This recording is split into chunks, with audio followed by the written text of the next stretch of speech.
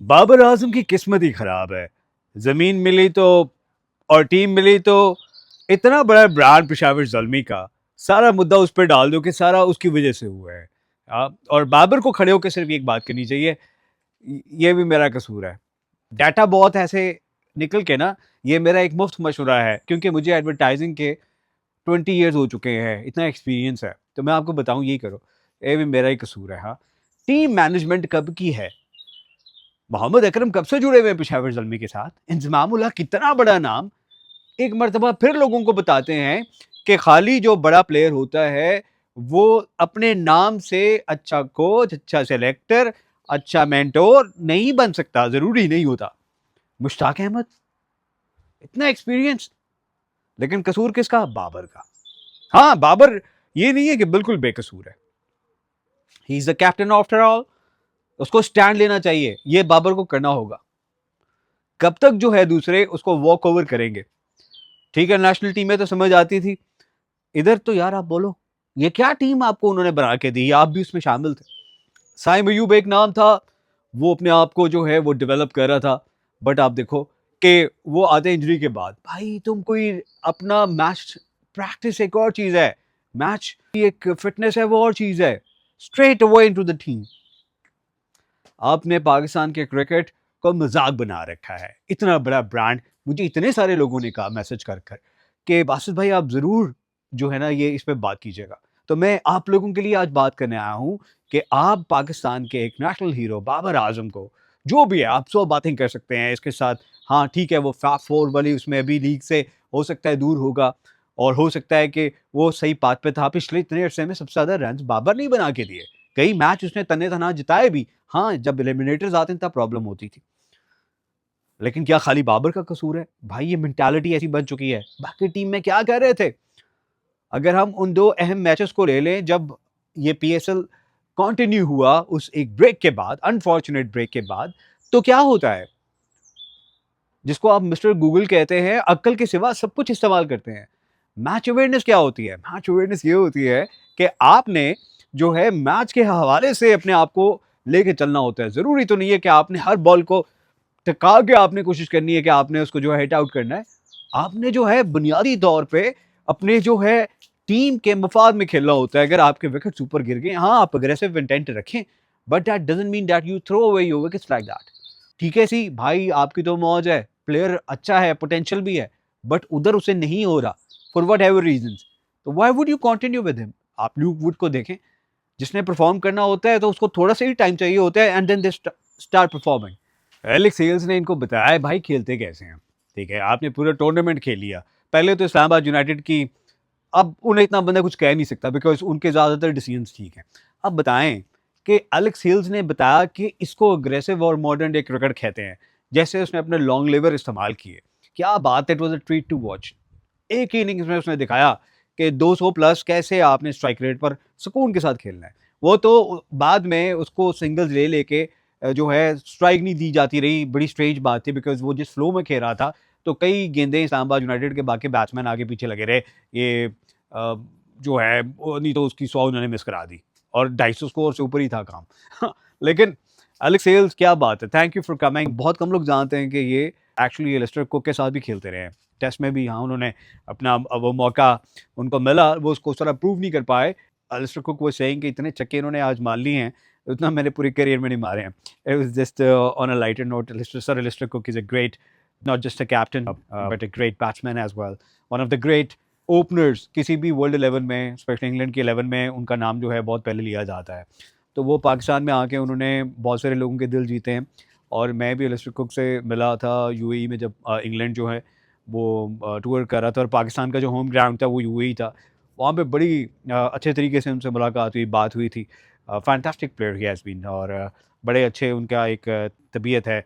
Great to have him. Anyways, Islamabad United जो है ना, माइक हैसन के अंडर, उसने दिखाया कि अप्रोच कैसे होती है। हाँ, वो अपने शुरू के मैच जीतने के बाद रिलैक्स कर गए थे, बट उनके कई की प्लेयर्स या इंजर्ड थे या इंजरी के बाद आ रहे थे, और उसके बाद उन्होंने स्क्वायर कर लिया अपने उस चांस को। बट आई एम श्योर कि अब ये आगे जाके बहुत अच्छा करेंगे, और उसमें ख़ास जो है ना वो बात करेंगे हम साहिबजादा फरहान की। मेरे ख्याल में फरहान ने दिखाया कि यार क्या कहते हैं उसको, चपेड़े कराना, कि जितने भी लोग हैं कि पहले उसको सिलेक्ट नहीं करने में, क्योंकि वो जब शुरू के एडिशन थे ना पीएसएल के, तब से वो नज़र आ रहा है लड़का, वो मुसलसल परफॉर्म करता है।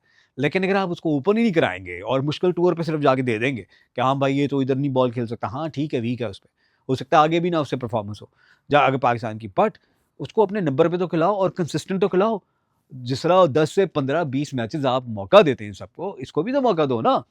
और इसके अलावा भी जो डोमेस्टिक के परफॉर्मर्स हैं, क्या आपने उन पे ही रहना है कि नहीं जी ये हमारे क्योंकि परफॉर्मर्स हैं तो दैट्स इट, और किसी को हमने मौका नहीं देना। तो इट्स ग्रेट कि आप लोगों को मौका दें, बट उनके सही नंबर पे उनको मौका दें और कंसिस्टेंट मौका दें। इस्लामाबाद यूनाइटेड की ओवरऑल जो टीम है उसमें शादाब खान का जो कंट्रीब्यूशन है वो बहुत बड़ा है।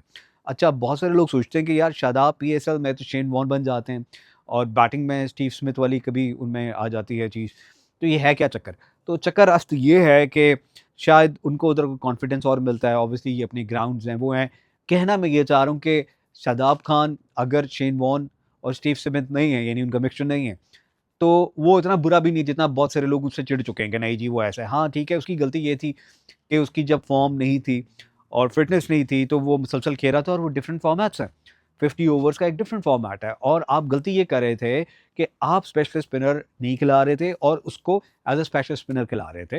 आई think whenever he plays as a second spinner, जैसे इमाद वसीम है इधर मेन स्पिनर खेल रहे हैं, तो पाकिस्तान से खैर एक बड़ी गलती हो चुकी है। हम पिछले सालों की बात करेंगे कि Imad Wasim should have been there, और इमाद जो है वो हमारा मेन स्पिनर होता और ये एज सेकंड स्पिनर खेल लेता, बिकॉज इमाद पावर प्ले में स्पेशली जैसे बॉलिंग करता है और वहाँ पर हमने देखा है कि वो कितना इफेक्टिव होता है with the bat as well, he is pretty good. तो ये तो खैर पाकिस्तान ने अपना एक मौका जाने दिया। अब आगे का रास्ता यही है कि पाकिस्तान एक स्पेशलिस्ट स्पिनर जो है वो खिलाए, और साथ में हम जो हैं इसको खिलाएं शादाब को as a second spinner, as somebody who can play as a floater from 4 to 6, और उसमें हम जानते हैं कि how effective he could B.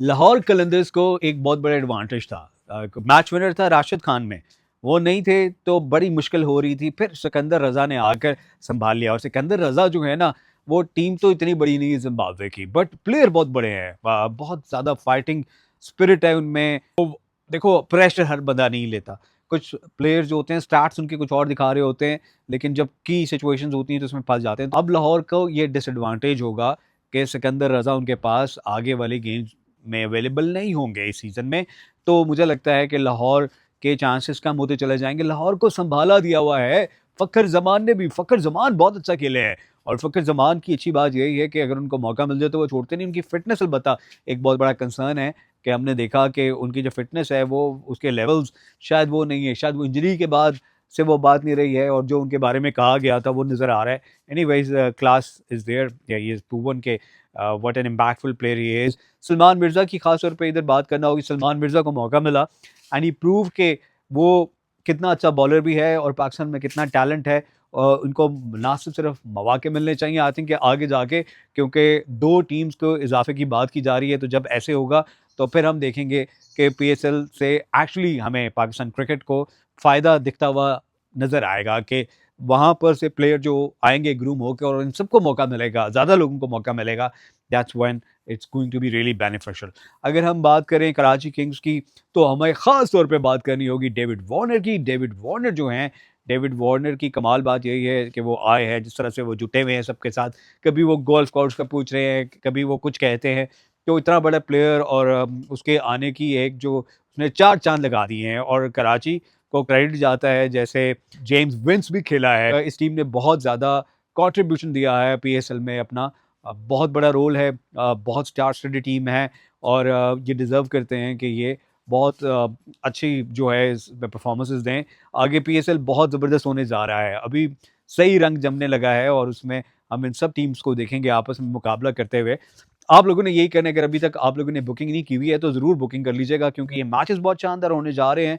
बहुत सारी इंटरनेशनल न्यूज़ फ्रंट पे भी मेरे पास खबरें हैं, वो आपको मैं दूँगा। कुछ खबरें तो मैं अपने फेसबुक पेज पे देता ही रहता हूँ। अगर अभी तक आपने नहीं जॉइन किया तो उधर भी जॉइन करें, ट्विटर पे भी फॉलो करें, और अगर आपने यूट्यूब नहीं जॉइन किया तो मैं आपको बताऊँ कि आप अभी सब्सक्राइब का बटन दबाएँ, बेल आइकन को भी दबाएँ, ताकि आपको अपडेट्स मिलते रहें, क्योंकि मैं इससे पहले आपको बता चुका हूँ अपने फेसबुक पेज पे कि मैं बहुत जल्द 5 रैंडम सब्सक्राइबर्स को सेलेक्ट करके प्राइजेज़, उनको गिफ्ट जो हैं बुनियादी तौर पर देने वाला हूँ। आप उनमें से एक हो सकते हैं। आपने करना ये है कि आपने उधर कमेंट करके क्या कहना है, पाकिस्तान जिंदाबाद।